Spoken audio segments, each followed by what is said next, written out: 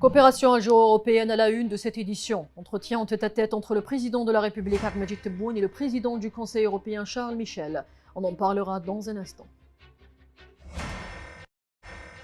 Baisse historique de l'euro pour la première fois depuis fin 2002. La monnaie européenne passe sous la barre de 0,99 $. L'OPEP+ discute d'une réduction de la production de 100 000 barils par jour lors de sa réunion d'aujourd'hui, alors que les analystes disent s'attendre à une attitude plutôt attentiste. Élément de réponse dans ce journal.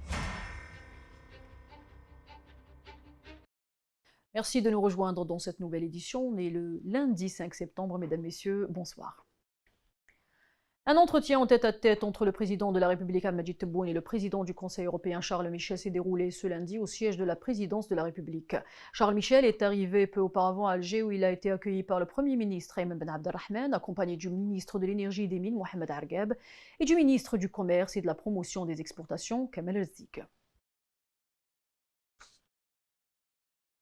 Et à la faveur de cette rencontre ce lundi à Alger, le président de la République Ahmed Tebboune avec le président du Conseil européen Charles Michel en visite de travail en Algérie, l'entretien s'est avéré des plus fructueux. Charles Michel le dit, outre la coopération dans le domaine énergétique, le diplomate européen souligne l'ambition commune qui caractérise la relation entre les deux parties. Les précisions signées Boukal Benyamin.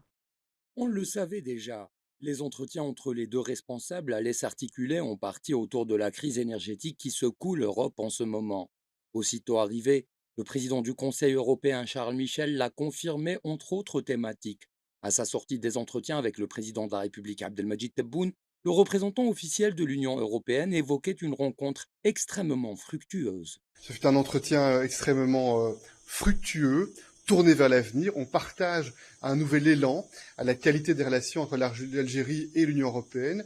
Nous avons considéré que l'accord d'association est un cadre qui doit donner lieu à des améliorations, avec la volonté de part et d'autre d'identifier des priorités conjointes dans l'intérêt mutuel.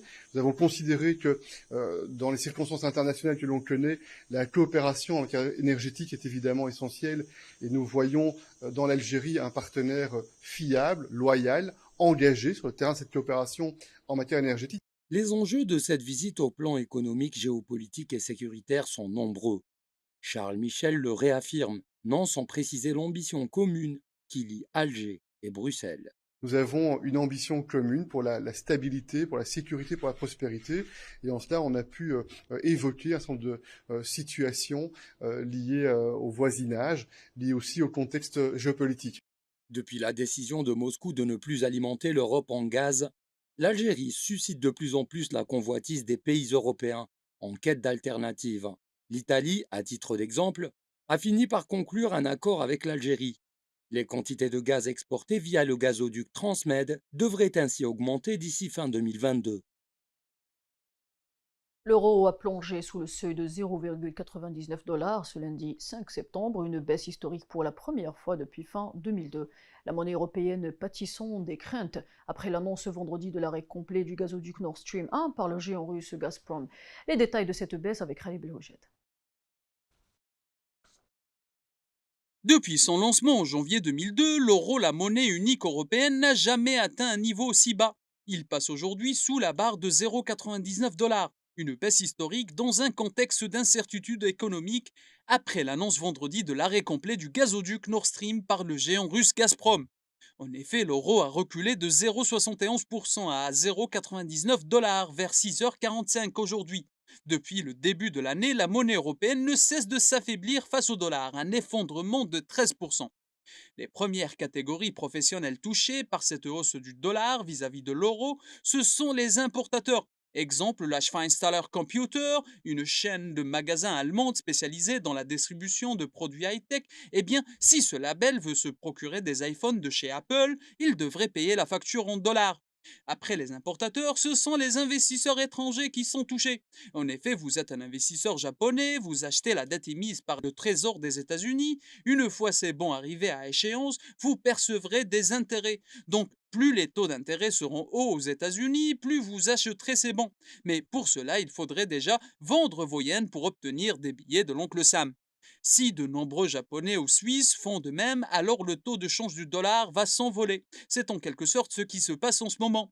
Aussi bien la Banque centrale des États-Unis, Federal Reserve ou Fed, que celle des pays membres de la zone euro, BCE, se sont engagés dans une hausse de leur taux d'intérêt. Mais cette hausse étant plus rapide et plus forte de l'autre côté de l'Atlantique, il est plus intéressant pour les investisseurs de placer leurs billets à Wall Street plutôt qu'au palais Brognard.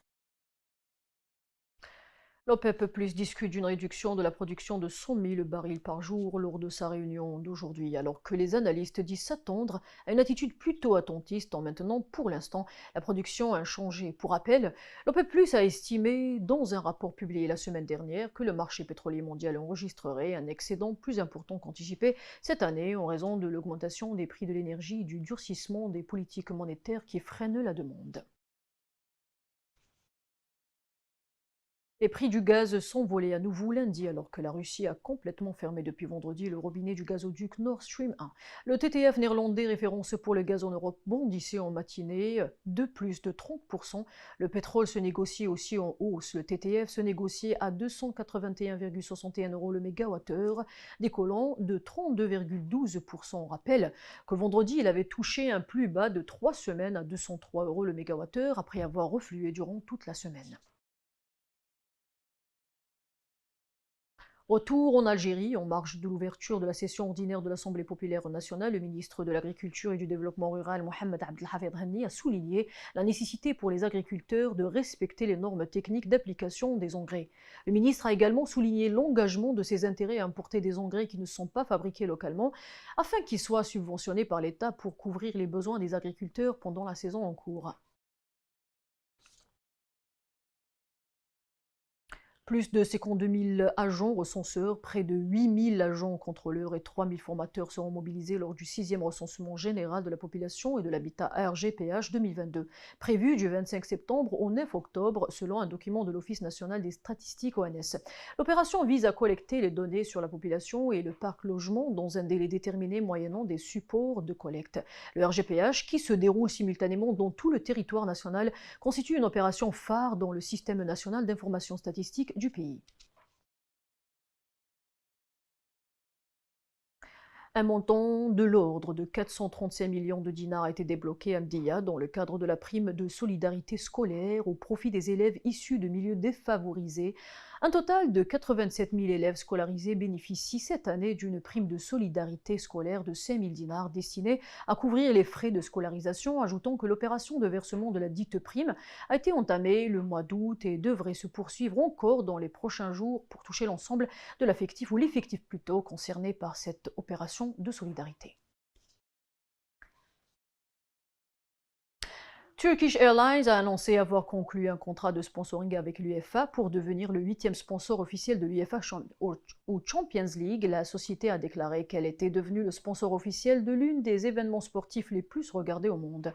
La compagnie turque leader dans le domaine de transport aérien a indiqué que ce contrat de sponsoring est d'une grande importance, d'autant plus que la finale du championnat de cette saison se déroulera au stade olympique Atatürk d'Istanbul à l'été 2023, alors qu'aucune partie n'a divulgué la durée du contrat et sa valeur financière. L'Association européenne de football a confirmé qu'elle avait réussi à renforcer la liste des sponsors de la Ligue des Champions après que Turkish Airlines soit devenue la 8e marque du portefeuille de sponsors mondiaux pour la compétition. L'UEFA a clôturé la saison 2022 ou 2020-2021 avec un chiffre d'affaires record de 5,7 milliards d'euros, résultat de l'augmentation des revenus de sponsoring et commerciaux à près d'1 milliard d'euros. C'est ainsi que se referme ce journal. Je vous donne rendez-vous demain. Bonne continuation avec le reste de nos programmes.